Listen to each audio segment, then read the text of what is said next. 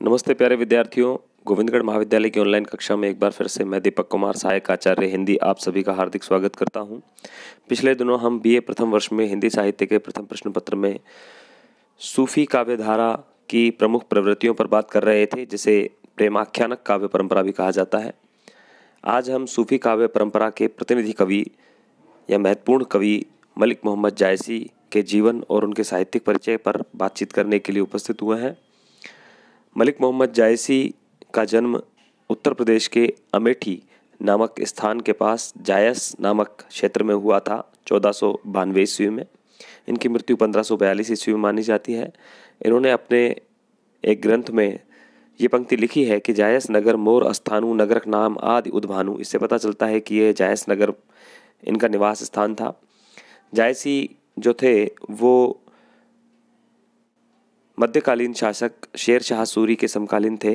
इन्होंने अपने मसनवी शैली के ग्रंथ में पद्मावत में ये लिखा है शेर शाह की प्रशंसा करते हुए कि शेर शाह दिल्ली सुल्तानू चारों खंड तपे जस भानु।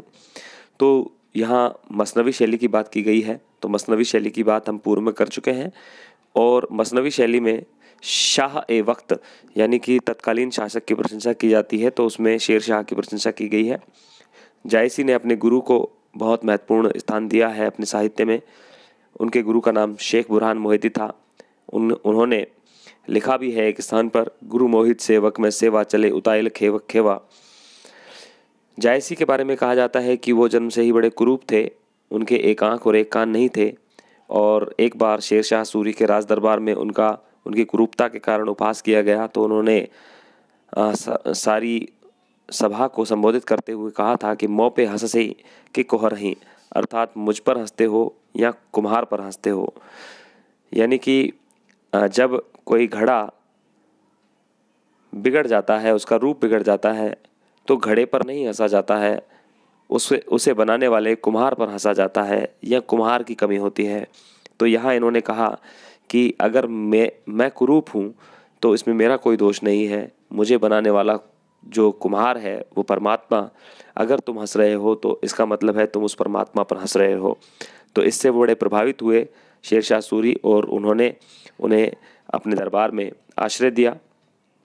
एक जगह इन्होंने लिखा है कि जई मुख देखा तेई हंसा सुनी पुनी आयो आंसू, कि जिन्होंने मेरा चेहरा देखा उन्हें तो मुझ पर हंसी आई, लेकिन जिन्होंने मेरी कविता सुनी उनकी आंखों में आंसुओं की धारा बह चली। तो इस तरह से इन्होंने अपने साहित्य को अधिक महत्व दिया है।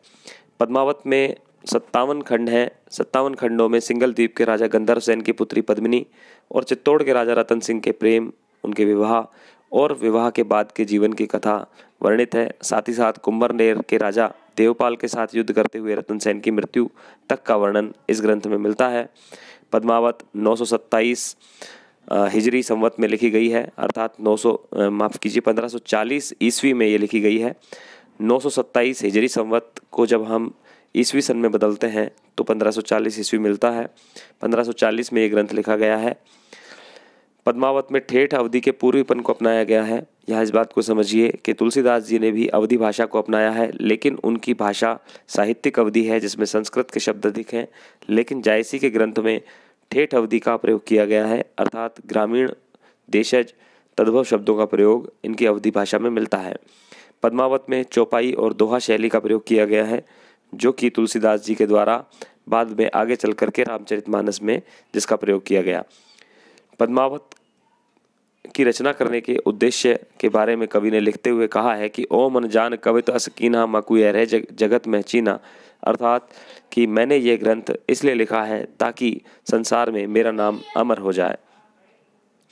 तो इन्होंने मूलतः यश प्राप्ति के लिए, धन प्राप्ति के लिए नहीं, इन्होंने राजा से धन प्राप्त करने के लिए ग्रंथ नहीं लिखा है, अपितु यश प्राप्त करने के लिए इन्होंने ये ग्रंथ लिखा है। जायसी ने पद्मावत में 12 मासा शैली का प्रयोग किया है।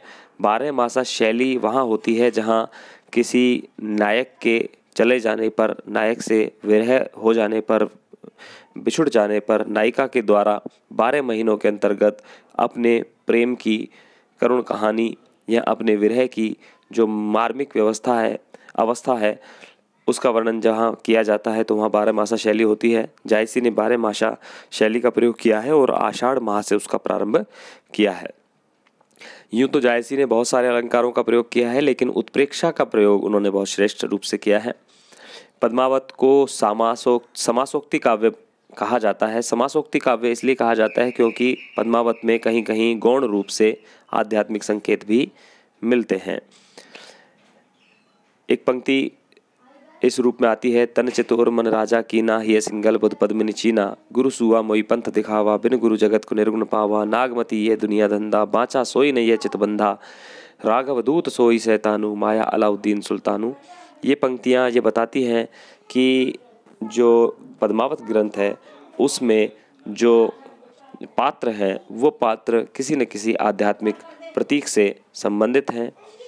जैसे सिंघल द्वीप है वह हृदय का प्रतीक है, पद्मिनी जो है वो सात्विक बुद्धि का प्रतीक है, मन जो है वो राजा रतन सिंह का प्रतीक है, और चित्तौड़ जो है वो शरीर का प्रतीक है, और जो गुरु है, जो तोता है, वह गुरु का प्रतीक है। तो इस प्रकार यह ग्रंथ पूरा प्रतीकों के माध्यम से लिखा गया है, इसीलिए इसे समासोक्ति काव्य भी कहा जाता है। मलिक मोहम्मद जायसी ने इस पूरे ग्रंथ को, पद्मावत ग्रंथ को 4 पंक्तियों में समेटते हुए लिखा है कि सिंघल दीप पद्मिनी रानी, रतन सेन चित उर गढ़ आनी, अलाउद्दीन दिल्ली सुल्तानु, राघव चेतन कीन बखानु, सुना साहि गढ़ छेका आई, हिंदू तुर्कन भरी लड़ाई, आदि अंत जस गाथा अहे, लिखी भाषा चौपाई कहे। तो इन्होंने पूरे काव्य को, जो इस पूरा घटनाक्रम है इस काव्य का, उसको इन 4 पंक्तियों में लिख दिया है।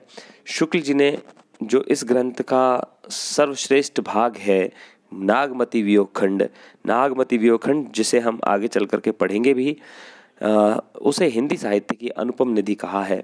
शुक्ल जी ने जायसी की सांस्कृतिक समन्वय करने की जो चेष्टा है उनके द्वारा, उनके ग्रंथ के द्वारा, उसके बारे में लिखा है कि हिंदू हृदय और मुसलमान हृदय को आमने सामने करके दोनों के अजनबीपन को मिटाने वालों में इन्हीं का नाम लेना पड़ेगा।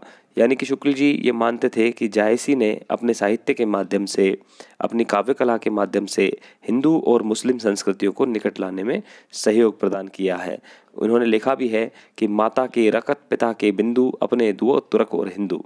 तो ये हिंदू और मुस्लिम में किसी प्रकार का भेद नहीं करते थे और दोनों को एक ही ईश्वर की संतान मानते थे। गणपति चंद्र गुप्त जी ने भी पद्मावत के बारे में कुछ बात कही है, हालांकि ये बहुत आगे जाने के बाद आपको ये समझ में आएगी बात, लेकिन मैंने यहाँ पर लिख दिया है तो थोड़ा सा बता देता हूँ कि जो कामायनी ग्रंथ है, जो बीए तृतीय वर्ष में आप पढ़ेंगे, कामायनी जयशंकर प्रसाद की प्रमुख रचना है, उसके रूपकों का पद्मावत के रूपकों से संबंध बताया है। ये बात उतनी महत्वपूर्ण नहीं है आपके लिए। बच्चन सिंह जी ने इस ग्रंथ को अवधि का अरगान कहा है, यानी कि अवधि की महक कहा है, अवधि की खुशबू कहा है। अवधि भाषा की यदि खुशबू लेनी हो तो हमें पद्मावत का अध्ययन करना चाहिए। बच्चन सिंह जी ने पद्मावत को समूची हिंदी काव्य परंपरा का दुर्लभ रत्न कहा है। विजय देवनारायण शाही ने पद्मावत को हिंदी में अपने ढंग की अकेली ट्रेजिक कृति, त्रासद कृति कहा है। पद्मावत में कवि ने प्रेम के माध्यम से अलौकिक तत्व की प्राप्ति का संदेश दिया है। उन्होंने लिखा है कि प्रेम पहाड़ कठिन विधि गढ़ा, सो पै जाई सो सिर सो चढ़ा। प्रेम के पहाड़ को बड़ी कठिन विधि से गढ़ा गया है, इस पर वही चढ़ सकता है जो सर के बल चढ़े, अर्थात अपने अहंकार को नीचे करके ही इस पहाड़ पर चढ़ा जा सकता है। इनके कुछ अन्य ग्रंथ भी हैं जिनमें आखिरी कलाम है। आखिरी कलाम के बारे में कहा जाता है कि ये इनका प्रथम ग्रंथ है और इसमें मसनवी शैली में, इस ग्रंथ में मसनवी शैली में कयामत के दिन का वर्णन किया गया है। इस ग्रंथ में जायस नगर का एक सुंदर परिचय भी मिलता है। बाबर की प्रशंसा इस ग्रंथ में की गई है। एक अन्य ग्रंथ है इनका अखरावट, वह निबंध शैली में फारसी भाषा में लिखा गया है और इसमें वर्णमाला के एक एक अक्षर को लेकर के आध्यात्मिक चौपाइयों की रचना की गई है। इन्होंने चित्ररेखा नाम के एक प्रेमाख्यानक ग्रंथ की भी रचना की है। पद्मावत भी एक प्रेमाख्यानक ग्रंथ है और चित्ररेखा भी इसी प्रकार का एक छोटा प्रेमाख्यानक ग्रंथ इन्होंने लिखा है। इन्होंने एक ग्रंथ लिखा है कहरनामा, वह उत्तर प्रदेश की लोकगीत शैली कहार या कहरवा के पर आधारित है और 30 पदों में उन्होंने जीवन और वैवाहिक वातावरण के माध्यम से आध्यात्मिक विचारों को अभिव्यक्त किया है। उनकी एक अन्य रचना और मिलती है मसलानामा। इसमें भी ईश्वर की भक्ति के प्रति इन्होंने प्रेम निवेदन किया है।